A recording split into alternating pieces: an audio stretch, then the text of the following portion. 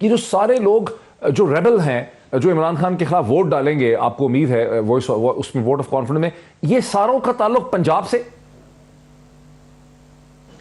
Doctor صاحب کچھ چیزیں وہ ہیں جو وقت پہ ہی جا کے ظاہر ہوں گی، نہ مجھے یہ اختیار حاصل ہے کہ میں اس پہ اس طرح تبصرہ کروں. آپ اپنے قیاس کے گھوڑے دوڑا سکتے ہیں. اس وقت نا ایک انسرٹینٹی کا ماحول ہے، اس میں ہر بندہ اپنے اپنے کیفے لگائے گا.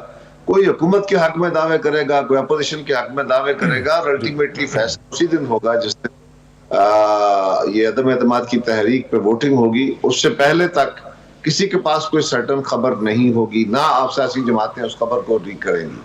وزیر اعظم صاحب کی گھبراہٹ بہرحال بتا رہی ہے. بزدار صاحب ہمارا تو ایشو ہے نہیں، ہم تو بیسیکلی پی ٹی آئی کی فیڈرل گورنمنٹ جب ہٹانا چاہتے ہیں، جب یہ گئے تو سب کچھ ساتھ چلا جائے گا. سو عرض یہ ہے کہ اس کو ہٹانے کے لیے جو نمبر چاہیے تھا اکارڈنگ ٹو آر کو پورا ہے. کچھ لوگوں کا خیال ہے ایسا نہیں ہے. بسم اللہ.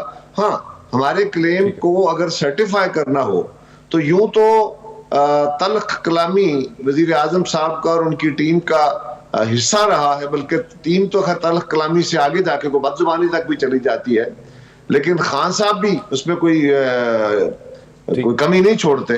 لیکن پچھلے 3-4 دن سے جو ان کی گفتگو کا انداز ہے، جس طرح وہ کر رہے ہیں، آپ صحیح کہہ رہے ہیں. وزیر اعظم نے جس قسم کی سخت زبان استعمال کی ہے آج کراچی میں، قاہرہ صاحب میں آپ سے ایگری کرتا ہوں، ان کو اس قسم کی سخت زبان سیاست میں استعمال نہیں کرنی چاہیے تھی.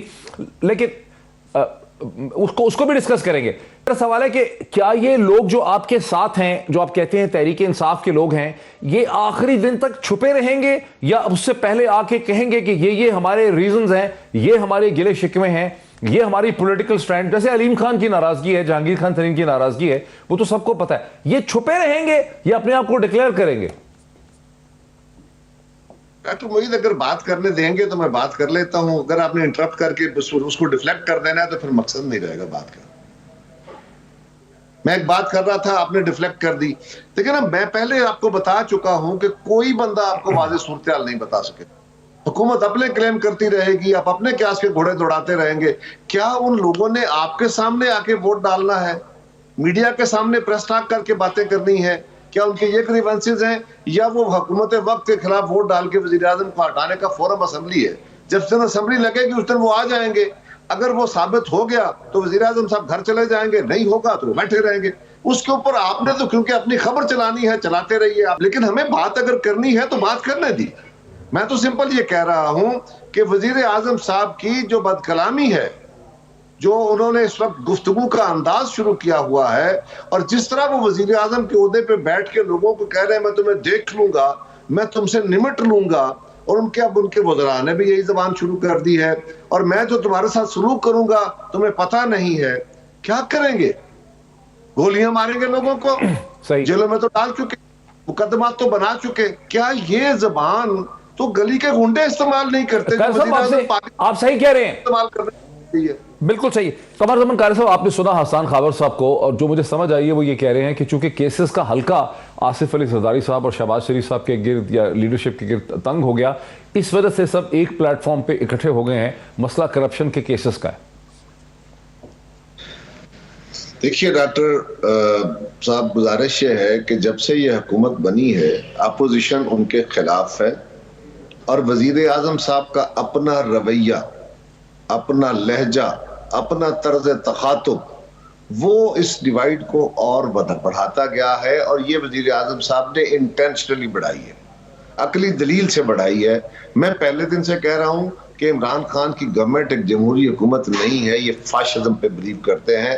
اور فاشزم بیسیکلی بد زبانی سے، اپنے مخالف کو کنڈیم کرنے سے، اس کو ملک دشمن ثابت کرنے سے، اس کو غیر ملکی ایجنٹ بنانے پہ، اس کو جو بھی آپ الزام لگا دیں گے، اس کے کریکٹر اسیسینیشن، یہ ایک طریقہ کار ہے. میڈیا کا گلا دبانا اس کا خاص ہتھیار ہوتا ہے. عدالتوں کو گلا دبا کے رکھنا، اپنی مرضی کے مطابق فیصلے کرانا اس کا تیسرا ہتھیار ہوتا ہے. اور چوتھا اداروں کو قابو کرنا. یہ ایک خاص اس کے ٹولز ہوتے ہیں. اگر وہ اب سارے اس کے اجزاء دیکھیں تو اس حکومت میں سارے پورے ہیں. تو ان کے خلاف کوئی یہ نہیں ہے کہ آج اکٹھے ہو گئے ہیں، عدالتوں میں کیس آ گئے تو اکٹھے ہو گئے، پہلے دن سے اکٹھے. اور جہاں پہ لوگوں نے کہا کہ جی اس ملک کی اکانومی کو درست کرنے کے لیے چارٹر آف اکانومی کریں، اس کے جواب میں بھی گالیاں. کہا عمران خان ملک کے حالات بڑے خراب ہیں، قدم بڑھاؤ، اپنا ایجنڈا پورا کرو، ہم تمہارے ساتھ ہیں، اس کے جواب میں بھی گالیاں.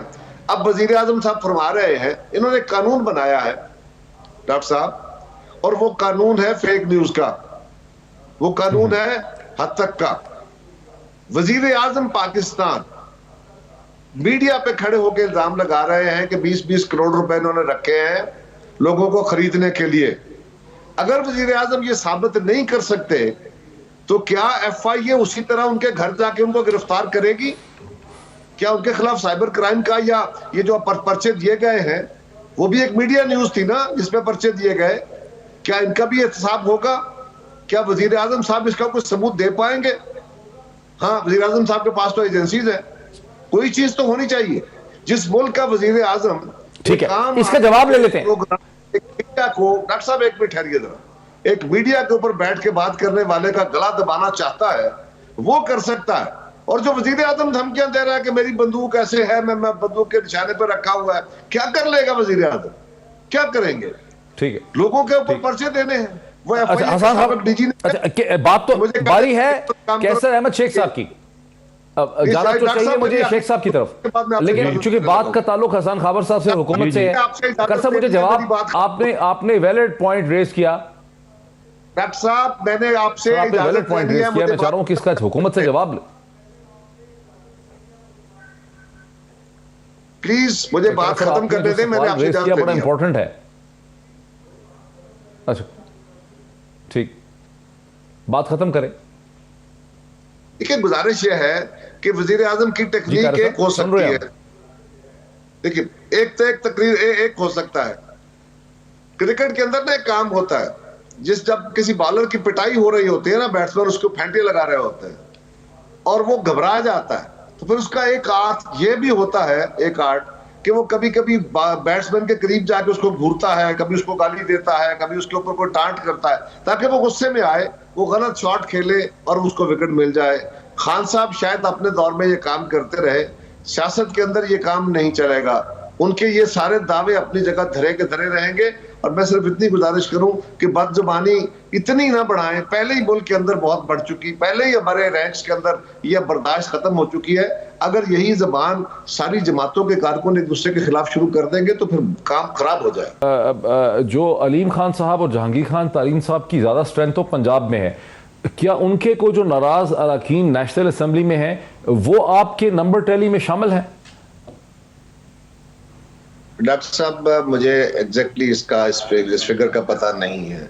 कुछ चीजें वो होती है जो मखसूस कमेटियां काम कर रही होती हैं, इसमें बहुत सारी सीक्रेसी रखी जाती है आखिरी वक्त तक। मेरे इल्म में नहीं है कि उनके कितने मेंबरान हैं और उनके साथ राब्ता है कि नहीं, लेकिन एक बात लॉजिकल है कि अगर वो अपनी जमात से नाराज हैं तो अभी तक, इस वक्त तक, फॉर दिस मोमेंट, जहांगीर तरीन साहब तो क्योंकि डिस्क्वालीफाइड है फॉर पॉलिटिक्स, वो अपने ग्रुप को तो लीड कर सकते हैं लेकिन वो असेंबलीज में आके नहीं कर सकते, लिहाजा वो किसी जमात के साथ अलाए हो सकते हैं।